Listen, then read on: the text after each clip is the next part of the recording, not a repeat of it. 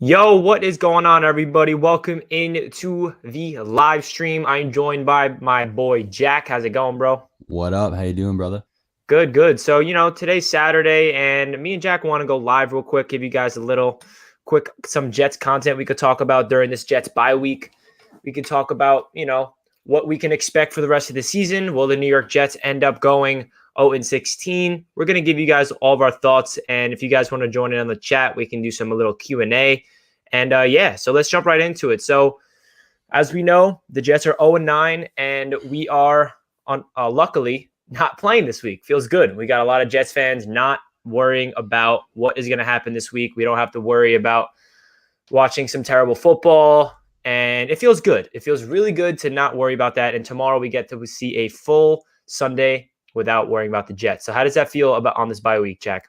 It feels incredible, man. Even last Sunday, because we played Monday night, so even last Sunday was just like amazing. Just watching a full day of football without having to worry about watching the Jets at all is just it's a blessing, man. It really is. It's so terrible that's how I feel, but it's just how I feel. Yeah, it's how I feel too. What's up, everybody in the stream? BBQ Chicken.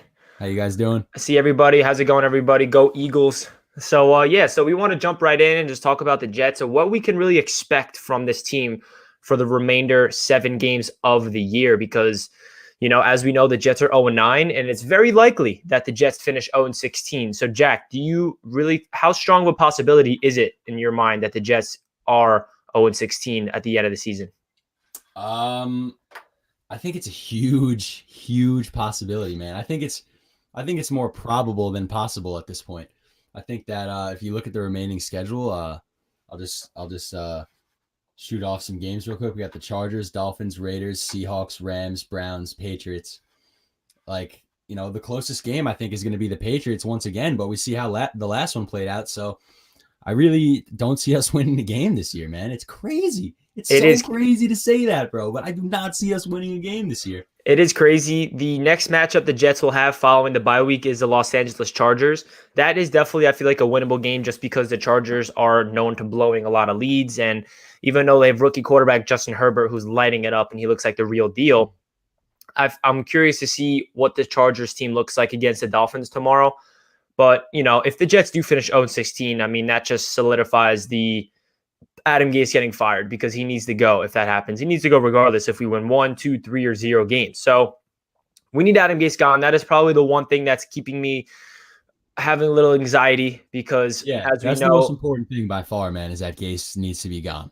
yeah, so there's a lot of things to get into in this stream that I want to talk about, which is let's talk about why Jets fans should be excited about the future. So there is this YouTube video that I found that we watched, Jack and I watched last night, and it was about like what's wrong with the New York Jets and what do people need to know about the Jets, educate themselves, because a lot of people just assume that they're just an absolute dumpster fire and Trevor Lawrence should stay in the draft and avoid them, and they don't really understand the draft capital and what Joe Douglas is doing with this team. They don't see that long-term vision, which is rightfully so. I mean, if you have an outside perspective of this New York Jets football team, it is completely a mess. I mean, we have no wins. We're trading away any ounce of good talent on our team. So on the outside looking in, it looks like a disaster. But then at the same time, you look at Joe Douglas's vision and you heard what he said at that press conference. He said, listen, we have 9 draft picks in 2021. We have another 9 draft picks in 2022. We also have 8 picks in the first 3 rounds in the next 2 seasons. If you think about that, 8 draft picks in the first 3 rounds those are a lot of players. Those could possibly change the culture for this team. And obviously, there's a lot at stake. Joe Douglas in the front office needs to hit on all those picks because if they don't, then it's a bust. We're just thinking ahead and hoping that we can nail the draft. And so far, what Joe Douglas is showing us with the 2020 draft class, I'm loving. I mean, Mekhi Becton looks like a home run pick. His only question mark for me is his durability. Denzel Mims looks like he has the potential to be an absolute stud at the wide receiver spot. We saw glimpses of Ashton Davis in his second career start. Jabari Zuniga is finally getting a little reps out there, so we cannot really evaluate him yet. Cameron Clark we haven't seen yet. Bryce Hall, we're finally getting to see him on the field. Bryce Huff. I mean, there's a lot of rookies. And we know Joe Douglas wants to build through this draft, and the Jets are going to try to do that. So do you see the vision of Joe Douglas, or is it hard to really see it because it's so far in the future and it's so hard to even like put your faith in something? Because as Jets fans, we put our faith every year and we always get disappointed. Well, not to sugarcoat anything, right now it's definitely hard, man. Because this is we always joke with each other that the off season is the best time to be a Jets fan, right? But in reality, it's mid season right now. Football's in full swing, man. This is what we wait for all year. This is what we talk about. This is what we get excited for in the off season. So it totally is so deflating to see us 0-9. That being said, your question about Joe Douglas's vision, I think he nailed his first draft as the Jets general manager.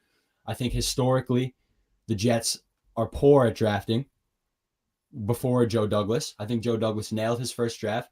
My only hope is that he can continue to do so, is that he doesn't sleep on offensive linemen in the draft like previous GMs for the Jets have. Obviously, he didn't. He nailed Mekhi Becton. We all know that.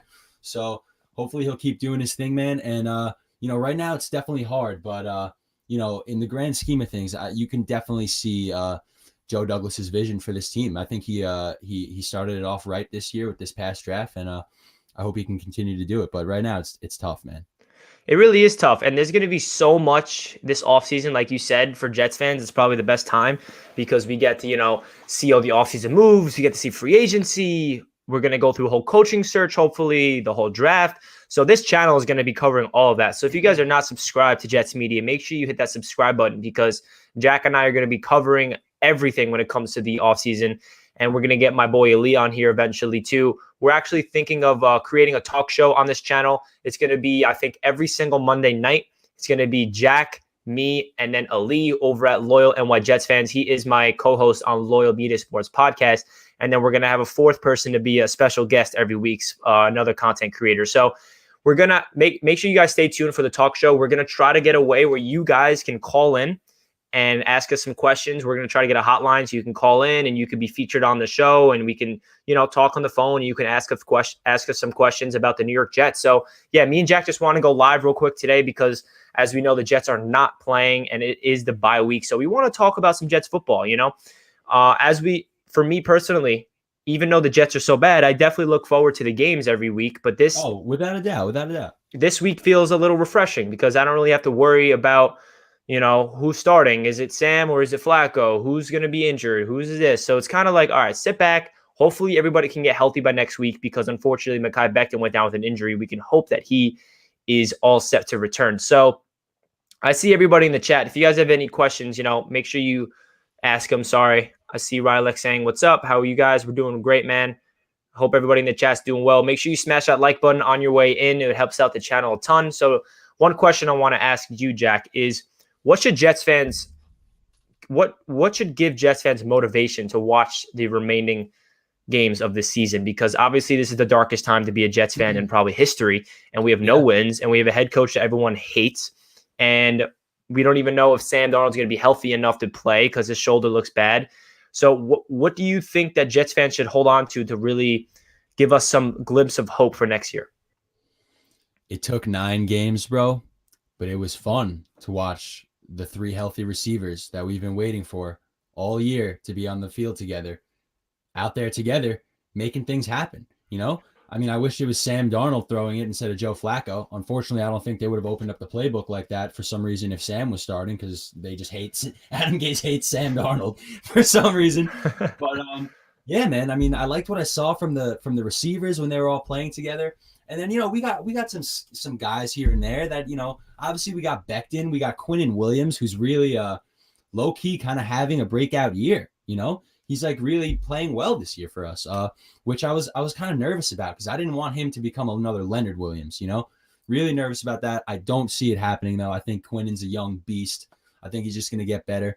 So yeah, between like the receiving core and we don't know who's going to be here next year, but between Mims, I guess we can go with Mims, right? Mims is a stud because I don't know what off the top of my. I think Perriman's on like a 1-year deal, so he'll probably be gone next year. What's Crowder's deal? He has a 3-year deal, so he's with the Jets again next year if they don't cut him. Okay, and I don't see them cutting him. Yeah. So I think that Mims and I mean, we'll see if Perriman stays, but I think Mims is definitely something to look forward to, and Quinnen Williams on the other side of the ball, and even Ashton Davis started to look much better and much more lively when Greg Williams was like putting him in the box and letting him rush the passer and stuff like that.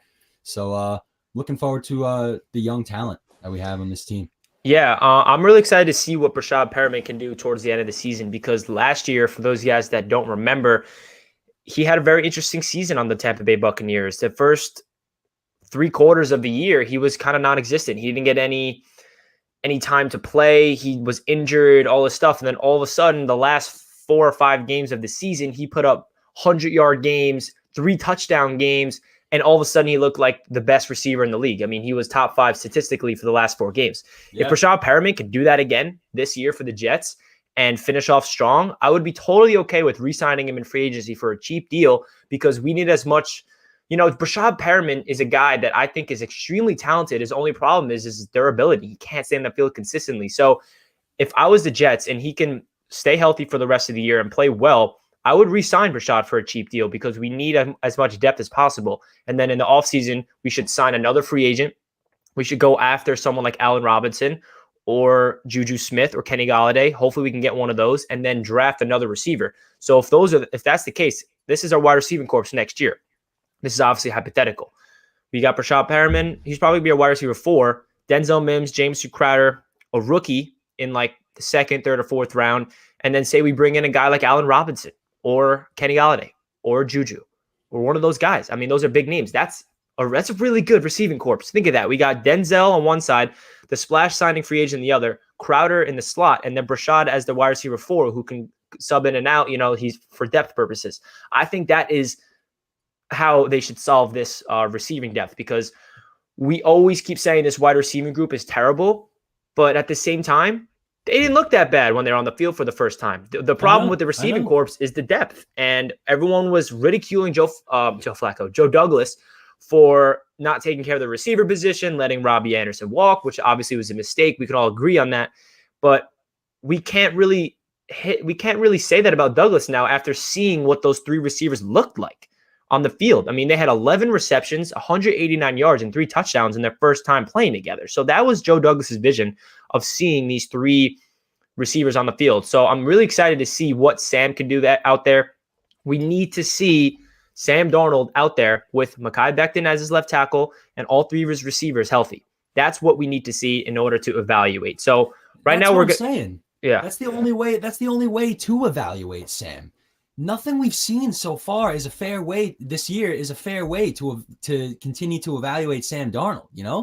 Joe Flacco gets to go play out there with the 3 healthy receivers for the first time this year. It's just like just nothing ever works out, man. Nothing ever works out. Like Sam just doesn't get a fair deal.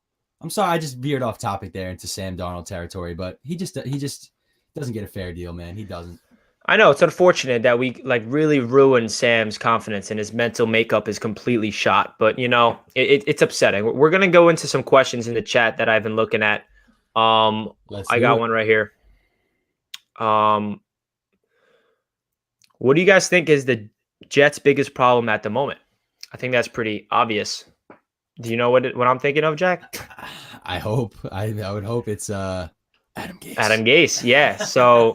Well, I'll let you take that away, Jack. I mean, what is there even left to say, man? Isn't it kind of funny how we don't even talk about him anymore? It's kind of pathetic, right? Nobody even talks about Gase anymore. We're just used to it. We're like, yeah, another loss. Gase hasn't been fired. He probably won't be fired until the end of the year. We're just used to it at this point. It's pathetic in every sense of the word. It's a joke that this guy is still the coach. Christopher Johnson has no balls. I don't give a shit that they've never fired a coach mid-season. Who cares? What are you guys following some kind of New York Jets ownership rule book? Who cares? The guy is a joke. He doesn't deserve to be the head coach. He's definitely the Jets' biggest problem, and it's not even close. Agree. There you go. Adam Gase is the problem. He needs to go. Let's see if I could find another question real quick. Let's see. Richie, question. What is your favorite Jet moment? That would have to be going to the AFC East the AFC Championship back-to-back years, but at the same time, it wasn't the best moment because it came with a heartbreak. So there's not really a lot of good moments to be a Jets fan. My most recent memory, besides that, my favorite Jets moment was definitely Eric Decker catching that game-winning touchdown in overtime to defeat the New England Patriots in 2015. That was I remember I was chilling with my family, watching with my dad, and then when Decker caught that touchdown, I jumped up for joy, and I accidentally hit my dad in the face because I was so excited. And then I felt so bad that I hit him in the face. But that was definitely the most recent memory, which is sad. It's 2015. But Jack, do you have any favorite moment that you can remember?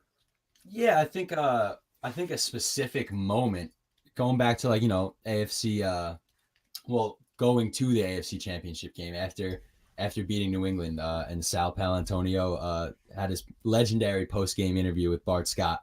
To all the non-believers, I think that's probably my favorite. Can't wait. Moment. Yeah, can't wait. Can't wait. They can't even stop a nosebleed. So yeah, let's get into a new topic here. So, what should the Jets tackle the most in the offseason? Which positions do we need, whether it's a draft or free agency? There's holes everywhere, but I think on the defensive side of things, it's definitely corner. Now it's middle linebacker. That's even though we still have CJ Mosley. I know. Right? What? I just completely forgot about CJ. What's he feeling like these days? What's he? Did you guys forget about CJ Mosley? Because I just literally did until this second. Maybe we don't even need a middle linebacker if CJ's gonna be back because we're paying him so much money for the next couple years. That's about he's basically hasn't played for 2 seasons though. So is he gonna be any good when he comes back? It doesn't make sense, bro. It really doesn't. So we just get screwed at every corner, but continue. It does. Yeah. So on the defensive side of things, we need a dominant edge rusher. I think we in the back end of the draft, I feel like we should draft another interior defensive lineman to beef up that depth because the depth's there. We traded away McClendon, and we have Quinnen Williams, Jonathan Franklin Myers, and Foley. I think those 3 are the cornerstones of our D linemen. And I feel like in one of our late picks, we should draft another one so he can be grooming under him. But at the same time, that's our strong suit. So you always want to get better at the spots where you're best at because that's where you develop culture. We also need an edge presence because without an edge presence, there's no, Quinnen Williams is going to be getting double teamed and there's no one on the edge. Jordan Jenkins, really big disappointment this year. So we need that edge rusher and we need a corner.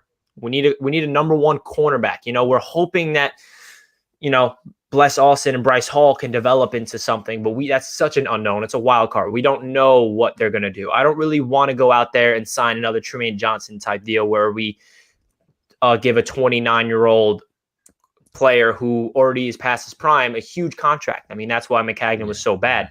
So we need to tackle it in the draft, and we have so much draft capital. So that's really what we need to tackle on defense. So what do you think we need to do on offense this offseason? in particularly the 2021 offseason? I think we definitely need to look for another Mackay on the line, but what are we gonna do with the tight end position, man? Think about that going into this year. We thought that was a lock. We thought it was a lock. We thought it was potentially the most locked down position group that we had, and what do we do with that now? How do we go about fixing that? So I think that's a massive hole in this team because, as we all know, a tight end is a quarterback's best friend. Should be good in the block, should be good in the blocking game. Should be able to go out and catch a pass at any time. Reliable hands. And we don't have that right now. So that's a huge hole on our offense is the tight end position. I'm very curious to see what Chris Herndon can do when he gets away from Adam Gase, because Mike Gesicki from the Dolphins was a bum under Gase, and now he looks like an absolute stud. And it just seems like Gase just doesn't utilize his tight ends. But Herndon looks so bad. I mean, I'm not putting this on Gase. Herndon looks really bad. He lost his confidence. He fumbles the ball every time. But I feel like Chris Herndon could be a very good tight end number 2 if we can draft another guy or bring in a guy in free agency. Because I don't know, man. Chris Herndon, it just doesn't make sense how good he looked his rookie season to what he's doing now. It just doesn't. So the tight end is definitely a big issue. And obviously that offensive line will always be Joe Douglas's top priority. We need to beef up the interior, and we also need to find another Mekhi Becton, like you said, on that right tackle position. And another position I think we need to tackle is a running back. Would you agree? Yeah, I would agree. Obviously, you know, I wish we could see more out of Pirine, but I don't feel confident saying with what I've seen from him so far, just because of the underwhelming touches that he gets every week. That I don't feel comfortable like saying, okay, he's the running back one going forward, because we just haven't seen enough of him. So I think, yeah, definitely the running back. I mean, it's hard to find a position on this team that isn't a giant question mark right now, but I think definitely you could argue that running back is for sure one of them, obviously. Yeah. I always said this about La'Mical Pirine. I feel like he could be potentially our new Bilal Powell in terms of he's always a utility back. He's always a guy for the long-term future. And he's not going to be our bell cow. He's not going to be a guy that gets 20 to 25 carries a game, but he's going to be the backup behind our bell cow that hopefully we can get. Someone like, Harris from Bama, or that running back from Clemson who's insane. But those running backs you're going to have to draft high. And we have the capital to do so. We're going to have a first-round pick, which is looking like at least top 3, most likely number 1. And then we're going to have Seattle's pick, which will be late in the 20s. And then we're going to have like the first pick in the second round. So if we can, those are 3 draft picks right there. That can crazy, change. Man. That's crazy when you think about it, man. It It really is. is crazy. Let's go, Joe Douglas. Like, especially since when you see how shitty Jamal Adams is doing, and how he's not. He's very bad in coverage. He's a liability now. But the Seahawks defense overall is just terrible. Like, Joe Douglas looks like a wizard for that trade, man. He really does. I mean, Joe Douglas just understood with the whole Jamal Adams situation. Jamal Adams wanted his money right now, and Douglas was like, listen, he's probably talked to his front office, Phil Savage and all the guys. He's like, I think Jamal Adams is an excellent player, and I would love for him to be on the future. But where this team is right now, if we pay him the money he wants, we're not winning. This team is not ready to win right now. So I would rather flip Jamal for 2 first-round picks and a third-round pick and not have to worry about paying him. That's 3 potential players that can change the outlook of this entire franchise. That's insane. I mean, listen, we have at least, like I said, it's going to be a top 2 or top 1 pick, and then that late Seattle pick. So what positions would you want Joe Douglas to tackle with those first? And we have 2 thirds. So those are 5 draft picks in 2021. Our first round, Seattle's first round, our second round, our third round, Seattle's third round. So we have 5 picks in the first 3 rounds in 2021. What positions do you want? I know that me neither. I'm not really educated in the draft class yet. I don't really know specific players. I know some, but I don't know every single player. Yeah. But which positions would you want Joe Douglas to get with those 5 picks? I would probably go in no particular order, just like O-lineman, corner, edge, maybe if we can like you said, like ATN from Clemson, or that kid from Bama that you mentioned, the running back, and then maybe a receiver. I don't know. Is that theory is Darnold's the guy? Yeah. I mean, well, I didn't even think about that. Because if we get that first pick and Darnold looks like if he continues to play the way he's playing, then we're going to have to draft the quarterback. Yeah, I didn't even think about that. I honestly, let me rewind, because Trevor Lawrence. I don't think about Trevor Lawrence. I'm not one of those Jets fans that wakes up waiting for Trevor Lawrence. I don't think about him. I think about who's currently on the squad. I still want Sam to succeed. So let me go back. I guess we have to take Trevor Lawrence, bro. I guess we have to take him if we get the first pick. Everybody I see, every analyst. I was listening to Rich Eisen praise Trevor Lawrence this morning. He's a diehard Jets fan. Yeah, I know. Every analyst I've seen has said that Trevor Lawrence really is the best prospect since Andrew Luck. So can you pass on a guy like that and potentially get ridiculed for the rest of your career for passing on a guy like that? At this point, I don't think you can. Yeah, exactly. So what's your theory that so we get Lawrence first? So let's say we get Lawrence first. I still want another O-lineman for sure. Definitely a corner, like you mentioned, because that's a huge hole on this team right now. We definitely need an edge presence for sure, and then either a running back or a receiver, I guess, Yeah, I mean depending on who's available. and another thing about those 5 picks in the first 3 rounds that what's going to happen is Joe Douglas is going to do a lot of trades. If you guys remember the 2020 draft, Joe Douglas traded down like 4 different times to acquire more draft capital. And you know Joe Douglas is going to do that. We have 3 6-round picks. 3.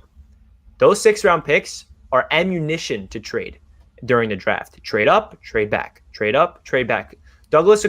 I'm pretty sure we went into the 2020 draft with like, I don't know the exact number, but Joe Douglas came out of that draft with, I think, 2 or 3 more draft picks than he did going in, meaning that he traded back multiple times to acquire more picks because he understands something that the previous Jets general managers did not. You need to get as many draft picks and build through the draft. You don't trade up and sacrifice your future to win now. You trade back and be patient.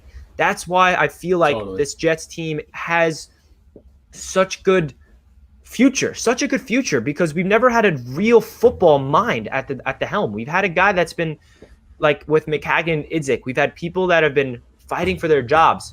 McCagnon's last offseason, he's like, I need to win next season or else I'm fired. So let me just give CJ Mosley the richest contract in middle linebacker history, and let me just go out and get Le'Veon Bell, who hasn't played in a year, and give him a ridiculous contract. And then let me just botch the draft and ruin this Jets team. So that's what Joe Douglas is inheriting, for those of you guys that didn't realize how much of a mess it is. And that's why from the outside looking in, the Jets look like a complete abomination. And a lot of people are already like, not even like non-Jets fans are looking at like Joe Douglas and assuming he doesn't know what he's doing because he traded Jamal, because he traded Avery Williamson, Steve McClendon, he cut Le'Veon Bell. He did a lot of things that are not a popular thing. You know, from the outside looking in, they're like, dude, the Jets are an absolute mess. But he understands that he has a long-term vision that we haven't seen yet. And unfortunately, it's going to take a while for us to see it. And it's going to take, think about it this way. This is how I always feel like the whole topic, build through the draft. You can't build through the draft in a year. You can't build through the draft in 2 years. You need to give Joe Douglas 3 to 5 years to see if he can build through the draft. And I know that's like, what?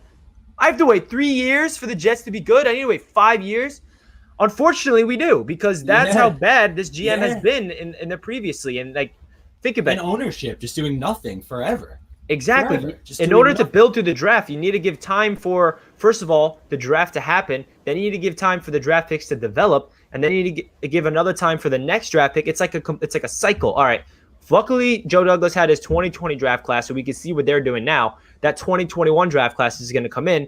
And then think of it, the 2020 draft class, there'll be sophomores next year. Hopefully they're all taking that next step, while the rookie class in 2021 is showing potential. And then in 2022, you know what I mean? It's just going to be a continued just build and build. We're hoping that every single year, everyone that Joe Douglas drafted is taking that next step. And no, he's not going to hit on every single pick. Every single pick is not going to be an all-pro superstar. We have to be realistic here. We're just hoping he can find value in the late rounds, because all these successful franchises are hitting on players in the later rounds, and they're good players. I mean, if you look at Alvin Kamara with the Saints, 4th-round pick.